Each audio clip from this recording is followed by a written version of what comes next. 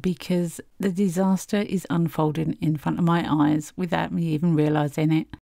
I'm going round the little bauble to get rid of any trapped air with a little micro brush, completely unaware that everything's leaking.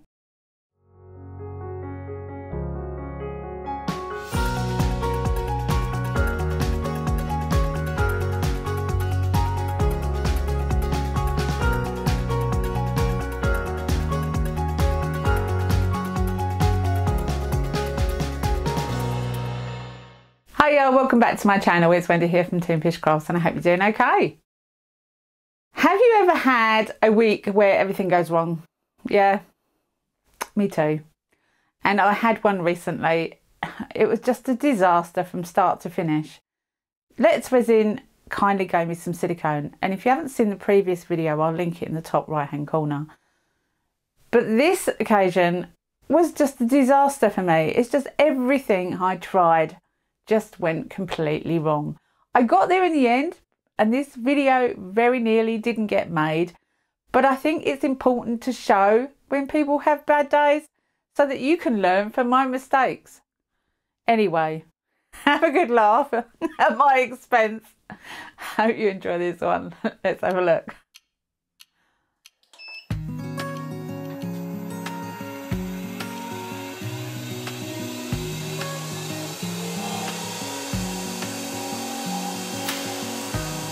So with any mould you make, the first thing you need to have is the pieces you need to mould. Now, I couldn't mould wood because wood was not shiny enough for me unless I coated it in several layers of varnish that were absolutely flawless, and I'm not that proficient at varnishing, so I needed to make the pieces. Now, this isn't a turning video, I just wanted to give you an outline of how I made them very quickly, very briefly. I went to the lathe, and with several pieces of scrap resin that I'd poured and hadn't used for other projects, I decided to use them to make two baubles, one for the hat and one for the nose, a hat and a headpiece.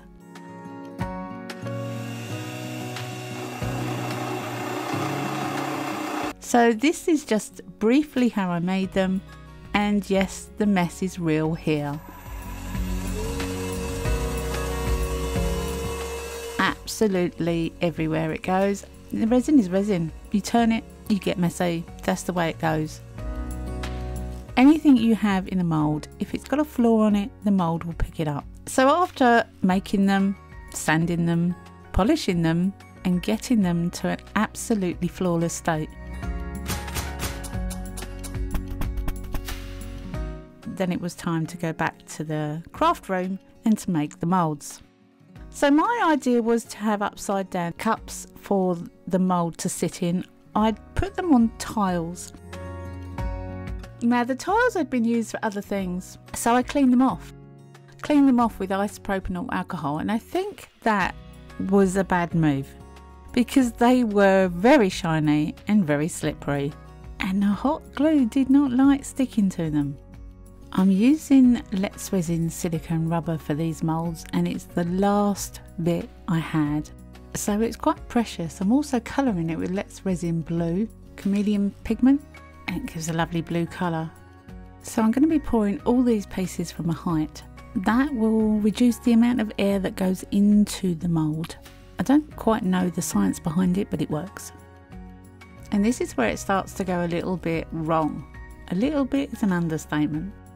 The beginning of the bad times are just about to start for me. The bottom left hand corner mould is leaking. I'm sitting off to the right, down below your vision, and I can't see it because from what I can see, it's fine. I did top it up because I thought, I'm sure I topped that up, but I didn't obviously. So I put some more in it. Now I didn't actually have enough silicone to do the false mould. But I'm kind of glad that I didn't, because the disaster is unfolding in front of my eyes without me even realising it. I'm going round the little bauble to get rid of any trapped air with a little micro brush, completely unaware that everything's leaking. When I do realise, when I stand up and can see it, I move the other two full moulds out of the way, and they both start leaking as soon as I move them. I managed to salvage quite a lot of the silicone to actually complete a pour of the piece that I didn't initially pour. So I put some tape on the tile, I got another cup, and I used the rest of the silicone that I managed to save to pour at least one mould. Now at this point it was a disaster, but I managed to salvage one mould out of it, so it wasn't that bad. I got straight onto Amazon and I ordered some more silicone rubber, but it weren't going to come for a few days, and I had time. I needed to get this done. When you're juggling your YouTube channel with your home life and your job, time is precious. So, as I'd been gifted this silicone rubber, I thought I'd try it. I had 2 kilograms. I thought, well, what is there to lose? Let's try this. So I mixed it up. I put a little bauble in a cup and I poured it. I did spray these pieces with mould grease because I had no idea what this silicone rubber was like. So I'd given them a good spray of mould release. So I poured all 3 and waited. So the following day, it was time to see what these moulds turned out like. This is the first piece, the Let's Resin piece.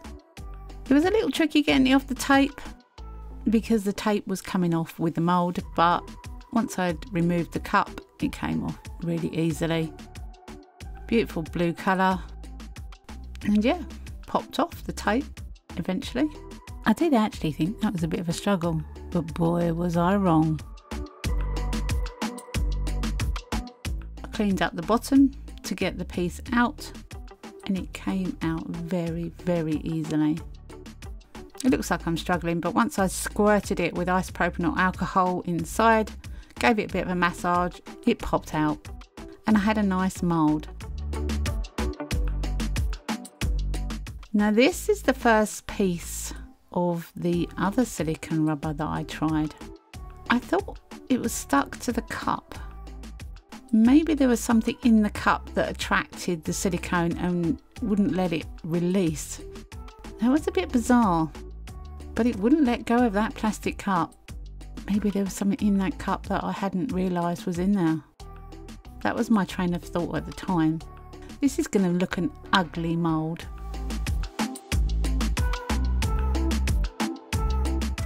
Once I got it off the tile, I then tried to get my beautifully made piece out. It was not budging. It was not letting go of this resin at all. Now maybe the silicone isn't designed to be used with resin, but I did spray it very heavily with mould release, and I figured that would be enough. I decided to split the mould, ruin the mould to get my piece out. Then it was like shearing sheep trying to get the silicone off of my piece. I did end up putting a line down this piece, so I couldn't use it again for another mould and had to make another one. I was absolutely screaming inside. You have no idea. I just wanted to get it done. I was running out of time. You know what it's like. But look how sticky this silicone rubber is. It just would not let go. Onto the bigger one. I thought, well, maybe this is a different cup. Maybe it's better. The outside came off a lot better. Obviously this plastic was good for this silicone. I cut the glue off at the bottom, I untangled it, lifted it off the tile, and after a lot of struggling, it was the same. These noises are real. This struggle was real. This battle not only wore me out mentally, it also wore me out physically. I was getting a tad annoyed. Go.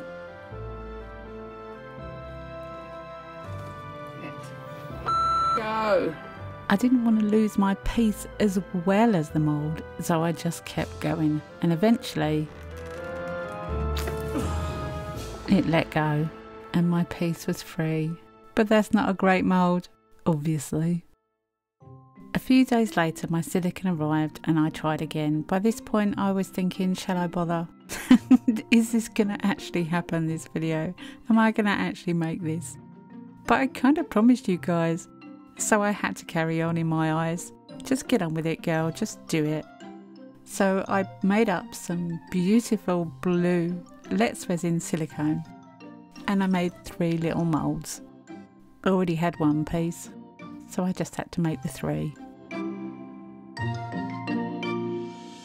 The following day I was a bit worried about what the outcome was, but I'd poured a lot of silicone in here because I didn't have any smaller cups. They popped out like a dream, and although they were very thick walled, needn't have been that big, I got moulds from them. The hat was a little trickier. I used isopropyl alcohol, and yeah, it popped out, literally.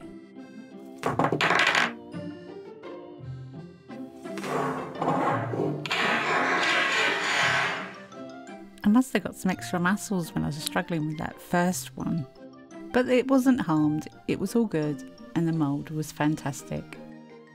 Finally, I was at a place where I could actually pour some resin, and it was the fun part of choosing the colours. So I laid out some glitters that were from Yvonne at Resin Supplies Den. They're a little Facebook group, and I will link them down below if you're in the UK. Go and have a look.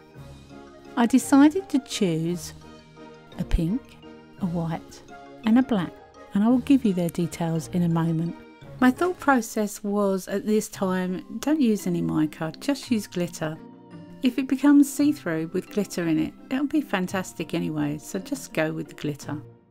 Now I do realise later that you couldn't see the name of that, so I bring it up closer to the screen so you can actually see the name of these glitters. They are so sparkly. This one is ultra fine pearlescent, and this one is neon dragon fruits, and the black one is rainbow black small chunky. I love this black, I've got to be honest, it had so many colours in it, it's absolutely adorable. Now these are the nose and the hat, so I thought the hat could be black and white and the nose could be pink and white. That was my way of thinking. I just added the colours and let them do their thing. Glitter does sink, so I knew the black being chunky would end up at the top, but that's fine, it's the bauble of the hat. I don't mind if it's at the top. The pink and the white, however, were very fine, so they didn't sink so much, and that is perfect too. Moving on to the hat, I used the rest of what I had that would keep in with the colour theme.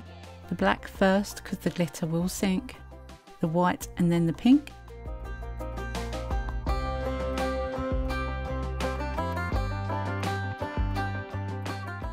And then I made up some more resin and put some interference violet from Let's Resin in, just a little bit, and I put it in the same pot that I made up with the black, so some of the black glitter had gone in there as well. It's all good.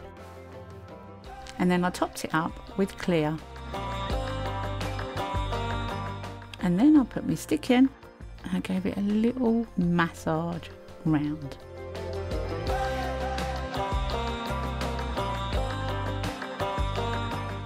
With the body I used the interference violet, and then I topped it off with the pink glitter, and again gave it a little massage with a stick just to merge it around a little, and then I waited for it to cure.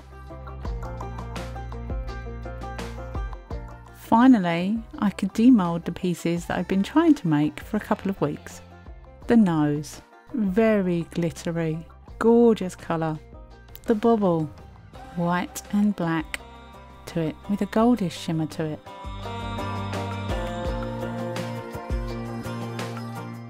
The body, now some of the mica powder had sunk to the bottom there, but it doesn't matter, it's going onto the hat anyway, and I like the way it's come out.